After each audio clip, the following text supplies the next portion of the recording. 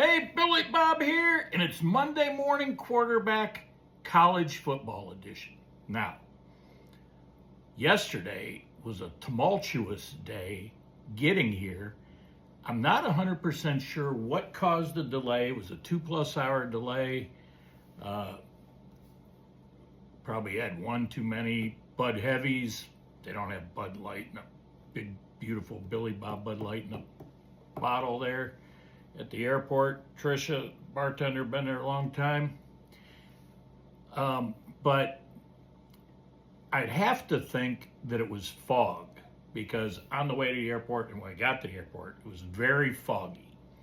And then it just kept one delay, another delay. The good news is Delta was very good about sending you message. They're very good in their messaging. They were constantly updating you where the flight was, what the delay time-wise, and each and every time they would also send you a text that if you wanted to rebook or cancel, they gave you that option at no cost. So, through all the thick and thin of the airlines getting bad raps in a lot of cases, in some cases it's rightfully so. They probably deserve it. But I will have to tell you that Delta was overall very good. Actually, I know it was the fog, and here's why, at least I'm going to presume. Because the plane that was coming to take us to Cincinnati, it was coming from Cincinnati, by the way, was diverted. Is it diverted or diverted? Tomato, tomato. It was diverted to Fort Lauderdale Airport, so consequently, I don't believe it was that plane that then flew over empty to get us. I'm guessing they had to get another plane. So, speaking of big, beautiful Billy Bob Bud Light just right, I got one here. So it is, at the time of this recording, it is 4:31. And here we go. I touched on this game a little bit on Saturday morning. It was a Friday night game, Alabama and Oklahoma. Alabama wins it 34-24. That would seem to say it was a convincing win, yet Oklahoma just pooped the bed. The punter dropped the ball. I don't even know. It wasn't even a block. He went to kick the ball and he dropped the ball. I know some say, well, he got paid to drop the ball. I am not a believer in all that, but so be it. And then John Mateer, the quarterback for Oklahoma, who after he got hurt, which was kind of earlier in the year, not quite midway through the year, since then he's been pretty average. He has not been the guy that you saw against the Wolverines and before that. Now, maybe some of that's because the competition got a little tougher. I don't know. I'm just telling you. So here he was against Bama, 26 out of 41. He had 2 touchdowns, but he also had a pick. And that was a pick 6 right before the half, picked by Zabian Brown for Alabama, returned it for a touchdown. Ty Simpson for Bama actually had a pretty good game. So he has been struggling a little bit lately, but he was 18 out of 29. He had 2 touchdowns, no picks. Bama, if you watched the game, you thought, oh, wow, they really ran the ball well. Well, that's because I believe his first name's Daniel Hill. He had one big run, and after that, nothing. Bama ran the ball for, 28 yards. They actually ran it for 50 because, and this is a rule I just don't like, it's not the same way in pro football, but in college football, they deduct your sack yardage from your rushing yardage, okay? So when you add back in the sack yardage, Bama ran the ball for 50 yards. Now, conversely, Oklahoma ran the ball for 55 yards. So neither team had a rushing attack. Both quarterbacks threw the ball pretty well. But, 2 bad errors by Oklahoma. Oklahoma had more first downs. They were actually much better on third down. They were 7 of 18. Bama was 2 of 12.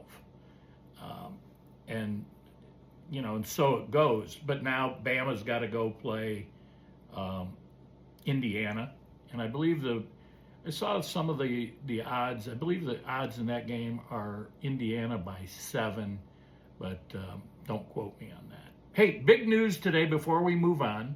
I just saw Ryan Day announce that, and some people will go, oh, Ryan Day is going to call the plays for the Ohio State. Who the hell are they playing? Ohio State Miami game. Brian Hartline will be with the team, but he will focus more on being the wide receivers coach and getting those guys ready to play. They feel that. Day feels that way because Hartline does have some shared responsibilities that he's doing with the University of South Florida as the new head coach. And so Day wants to be in control. I guess he's the CEO of the team, right? That's what they call the head coach these days because he's got so many things on his plate, just not coaching football. But so that's the way it goes. Some people are gonna, like I said, they're gonna go, "Oh, Ryan Day, he can't call plays." Well, he was the offensive coordinator before he was the head coach, and that's why he got elevated to the head coach because he was really good at calling plays. Then the other side of that is people were complaining that after the Indiana game, we need to get Brian Hartline to move on because his head wasn't in the game. Do we really know? I mean, we're fans. We all got to make shit up, right? So I think they know more about football. I call people like that head couches, right? Some call them couch. You can be a couch potato or coaching. So it's like a head coach, but he's a head couch. Get it? Got it? Good. All right, let's move on. Miami, the opponent for the Ohio State Buckeyes, coming up in the Cotton Bowl, which has kind of like become a second home for the Buckeyes. They played there 3 years in a row. One game we probably want to forget against Missouri, but then last year against Texas, and now against Miami. So you're probably going to see there's going to be quite a few more Ohio. I would be surprised if it wasn't like 2-1, 3-1 Buckeye fans versus Canes fans. Although the Canes fans travel pretty well to College Station, but it's tough for fans to go back to back, and they're going from, maybe some people stayed all week long. I don't know, but so the Hurricanes, they pull it out 10-3, very obviously low scoring, very tough defensive battle, and yet, so the stats so there are a couple things. Marcel Reed, he threw 2 interceptions, and before I go into the stats, I just wanted to tell you both of these interceptions had to be bad mistakes, bad decisions, and where these interceptions happened, right? So, where is this one? 3rd and 17, Texas A&M 29. That's not the one I was going for. There was another one here. The other one more important. 2nd and 1 at the Miami. Oh, that was an incompletion. Here we go. Billy Bob. Interception. 24th down. This is where they were going to tie the game, right? They're going to tie the game. There's 24 seconds left. They're 3rd and goal at the Miami 5, and he throws an interception. 3rd and goal at the Miami 5. Now, you had to have a touchdown. You couldn't tie it with a field goal. I get that. But come on, man. You let them down the field. They had actually had a pretty good drive going, and then you throw the pick, and that just took all the air out of the game. It's over. Done. Take a knee. But Carson Beck didn't have a great game. Miami's defense played strong, and you got to give A&M's defense credit too. But Carson Beck, 14 out of 20, 103 yards, 1 touchdown. He didn't throw a pick. He threw a couple that should have been picked. And then running, they had a really good run game, 181 yards, But of that 181 yards, 172 were by one guy, Mark Fletcher, who ironically was on the Buckeyes list of recruits, high, and Ohio State was high on his list too, but he ended up going to Miami. So be it. You take a look, Marcel Reed on the A&M side, 25 out of 39. He had 237 yards, no touchdowns, and 2 picks. Miami had a really good day sacking the quarterback, which is interesting because Marcel Reed is a running quarterback, but he held the ball way too long in some cases. Other cases, Miami blitzed. They had 7 sacks, 9 tackles for loss. They got speed on defense. That's going to be a challenge. We'll talk about that more as we go on for the game against Ohio State. But when you look at stats, again, they don't tell you the whole story, because I just told you about Alabama and Oklahoma had the better stat sheet. Well, in this case, A&M has the better stat sheet, except for the sacks and the turnovers, right? A&M 21 first downs to Miami's 12. They were 8 out of 18 on third down. Miami was only 3 out of 12. Remember, I told you Bama was 2 out of 12. 100 yards passing. But 278 total yards, A&M 326. Time of possession, A&M 33 minutes to Miami's 26. And hey, let's give Malachi Toney, true freshman, credit. The kid coughed up the ball, fumbled it away to A&M, but they got the ball back, and Toney had a really nice run down the sideline for a touchdown. Tight-roped it.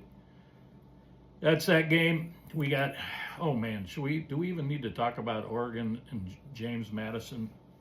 I guess we do. Interestingly enough, Dante Moore, the Oregon quarterback, threw 2 picks in that game. He was not perfect by any means. 19 out of 27, had 313 yards, but he had 4 touchdowns, but 2 interceptions. 2 interceptions against James Madison. Their quarterback threw a couple picks too. I mean, he wasn't great. He threw the ball 48 times for only 270 yards. They didn't run the ball very well. Although they did have 186 yards rushing. Oregon had 201, but who knows? The James Madison, they scored 28 points in the second half, primarily against subs. The Ducks were resting some people. Ducks were up 34-6 at the half. I did not watch the second half, I'll be honest. At 34-6, and the Oregon's rocking and rolling. I'm like, okay, the night before I was up till midnight watching the Alabama-Oklahoma game. I'm like, it's 9:30, I'm going to bed. Well, I'm going to sleep. I had already laid down. But I don't need to go into the stats. I mean, because here we go. James Madison controlled the ball for 35 minutes to 24 for Oregon. That doesn't tell a story. What it tells me is Oregon was a quick strike offense. And they're going to play, now, they're going to play Texas Tech. That probably will be, I'm not going to say it's going to be the best game, but that is going to be a tough game. Texas Tech, strong linebackers, Rodriguez and Roberts. So he's lanky, Roberts is. And then the other mismatch, Ole Miss, Tulane, 41-10. I mean, come on, we need to change. I said this once or 5 times. We need to change, and you can't have group of 5 guys. There are too many good teams sitting on the sideline to have group of 5 teams in a 12-team playoff. You say, oh, well, let's expand to 16 and then we can include them. It doesn't matter. You're going to have the same friggin' outcome. They're not equipped to play against these teams. Maybe for a quarter, maybe for 2, but they don't have the depth. Okay? I actually thought Tulane was the better of the 2 between James Madison and Tulane, because I thought they played a tougher schedule. In fact, they played Ole Miss. This was almost an identical score. They played Ole Miss early in the year. It was 45 to 10. Here it's 41 to 10. Trinidad Chambliss, the quarterback for Ole Miss, nice game, 23 of 29, 282 yards, only one touchdown, but that's all he needed. They were running the ball. They ran the ball for 151 yards, and they scored 4 touchdowns on the ground. In fact, 2 of them by Trinidad Chambliss, because he can run too. He had only had 36 yards. Kewan Lacey, their top running back, had a decent game, 15 for 87. I guess it's decent. Average almost 6 yards a carry. He got hurt. He came back. Tulane, though, they threw the ball for 300 yards against Ole Miss. Now, and those weren't all garbage touchdowns. You know, decent quarterback, Jake Retzlaff, the transfer from BYU. But I am going to go to the team stats here real quick because again, time of possession favored Tulane by 3 minutes. Tulane, 421 yards of offense. Ole Miss is going to be playing Georgia, and that game is at the Sugar Bowl. Now, that's going to be more of a home game for Ole Miss than Georgia, because I think Ole Miss is a little closer to New Orleans than Georgia. So that's the wrap from Monday Morning Quarterback College Football Edition. We'll talk about the pros tomorrow, and you know, there are some interesting things going on there. Some interesting things going on down in Miami. It didn't mean much of anything, fighting for a draft pick, but you know, we'll talk about that tomorrow. But you got Oregon, Texas Tech in the Capital One Orange Bowl. And there's some funky scheduling going on here, because the Orange Bowl is almost always played at night. It's almost always like an 8 o'clock game. And in past years, before they went to the playoffs and that, it was like the last bowl game of the bowl season, right? Last big bowl. Then you got Alabama, Indiana. That's at the Rose Bowl. I don't even know how the Rose Bowl committee is dealing with this, but it's a 4 o'clock Eastern time game. They have always said that their time slot is 5 o'clock Eastern because it's the best time for the sun going down and the view. That's the best thing about the Rose Bowl, other than saying you have to play in it, because the stadium is a crap hole. That's just facts. And then you got the All-State Sugar Bowl, which is on January 1. These first 3 games are on January 1. That's an 8 o'clock game. That's kind of a traditional time for them. And then the Goodyear Cotton Bowl, Miami, Ohio State. That's a 7:30 game. Hasn't always been night games. It has with the bowl championship series. But there were a lot of times the Cotton Bowl used to be played at noon, or actually there was a time it was played at like 11 o'clock in the morning. So that's what I got for Monday Morning Quarterback College Football Edition. It's a wrap. America, land of the free because of the brave. Stay focused, America. Billy Bob, peace out.